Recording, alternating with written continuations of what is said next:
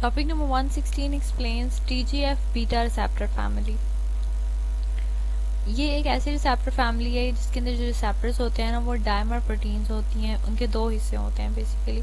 और इन प्रोटीन्स का इस फैमिली का फंक्शन क्या होता है, डेवलपमेंट के दौरान जो है ये डिफरेंट सेल बिहेवियर्स को इन्फ्लुएंस करते हैं। फॉर एग्जांपल प्रोलिफरेशन को इन्फ्लुएंस करते हैं, डिफरेंशिएशन, एक्स्ट्रा सेलुलर मैट्रिक्स की प्रोडक्शन या फिर प्रोग्राम्ड सेल डेथ। और ये तो इनका फंक्शन था डेवलपमेंट के दौरान। एडल्ट में ये कुछ फंक्शन को इम्प्रूव करते हैं। इम्यून रेगुलेशन में इनका बहुत बड़ा हाथ होता है, या फिर टिश्यू रिपेयर में, अगर किसी टिश्यू को कोई डैमेज हुआ है तो उसके सही होने में जो सारा हीलिंग का प्रोसेस होता है वहाँ पे TGF बीटा रिसेप्टर फैमिली जो है वो इन्वॉल्व होती है। ये रिसेप्टर्स काम कैसे करते हैं, ये एंजाइम लिंक रिसेप्टर्स हैं और single pass transmembrane proteins के थ्रू ये वर्क करते हैं। इनका स्ट्रक्चर देख लेते हैं। इसके अंदर टाइप 1 और टाइप 2, जैसे हमने कहा था डायमराइज प्रोटीन है, तो इसके अंदर दोनों रिसेप्टर्स इन्वॉल्व होते हैं, टाइप 2 रिसेप्टर्स और फिर उसके बाद टाइप 1 रिसेप्टर्स।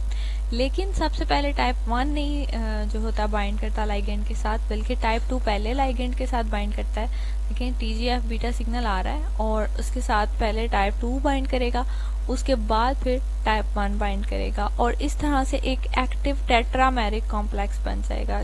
4 हिस्से हो जाएंगे उसके, ठीक है। डायमर 2 उसके सिग्नल के थे और आगे से भी 2 हो जाएंगे।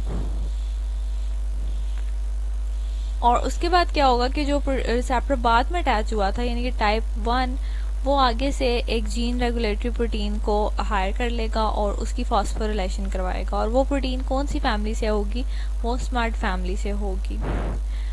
Activated TGF receptors phosphorylate SMART2 and SMART3 while BMP receptors phosphorylate SMART1, SMART5 and SMART8। यहाँ पे डिटेल में नहीं बताया हुआ है, लेकिन इसके साथ जो हैंड आउट दिए हुए यूनिवर्सिटी की तरफ से वहाँ पे ये लिखा हुआ है कि TGF बीटा रिसेप्टर्स जो है ना उनकी आगे से 2 टाइप्स होती हैं। उसके अंदर एक मेन टाइप होती है और दूसरी होती है BMP रिसेप्टर्स। तो जो मेन टाइप है वो फॉस्फोरिलेट करवाती है SMART2 और SMART3 को, जबकि 1, 5 और 8 जो हैं वो एक्टिवेट होते हैं BMP रिसेप्टर्स की मदद से। और फिर ये जो एक्टिवेशन हुई है इन 5 स्मर्ट्स में से कोई भी एक स्मर्ट जो है वो जाके एक्टिवेट करवा सकता है स्मर्ट 4 को। अब हम देख सकते हैं कि स्मर्ट फैमिली के कितने सारे रिसेप्टर जो है ना प्रोटीन्स वो एक्टिवेट हो गई हैं।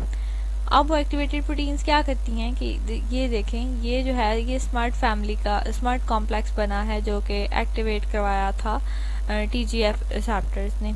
ये न्यूक्लियस में मूव कर जाता है और इसके साथ अपने साथ दूसरी जीन रेगुलेटरी प्रोटीन्स अटैच करवाता है और फिर जाके बाइंड हो जाता है DNA के साथ, और फिर ये सारा कॉम्प्लेक्स जो है ना टारगेटेड जीन्स की ट्रांसलोकेशन में मदद करता है। जैसे हमने ऊपर बात की थी कि ये इम्यून फंक्शन में या हीलिंग में काम आते हैं। तो फॉर एग्जांपल अगर कोई किसी जगह चोट लग गई और वहाँ पे उन मॉलिक्यूल्स की ज़रूरत है जो कि सेल को ठीक करने में मदद करते हैं, तो पहले तो उनकी ट्रांसक्रिप्शन बंद होगी कि सेल के पास सारा कुछ है तो नहीं ज़रूरत। लेकिन जब चोट लग जाती है तब जाके एक्टिवेशन होती है स्मर्ट जीन, वहाँ जाके स्मर्ट प्रोटीन्स जीन के साथ अटैच होती हैं और DNA को बताती हैं कि अब इसकी ट्रांसक्रिप्शन की ज़रूरत है क्योंकि अब ये प्रोटीन्स चाहिए। और इस तरह से वो प्रोटीन्स की जीन्स की ट्रांसक्रिप्शन होती है, उससे प्रोटीन्स बनती हैं, हीलिंग का प्रोसेस होता है, और जब ये प्रोसेस कंप्लीट हो जाता है तब ये जो सारा कॉम्प्लेक्स है यहाँ से हटा दिया जाता है। This is the whole process at a glance.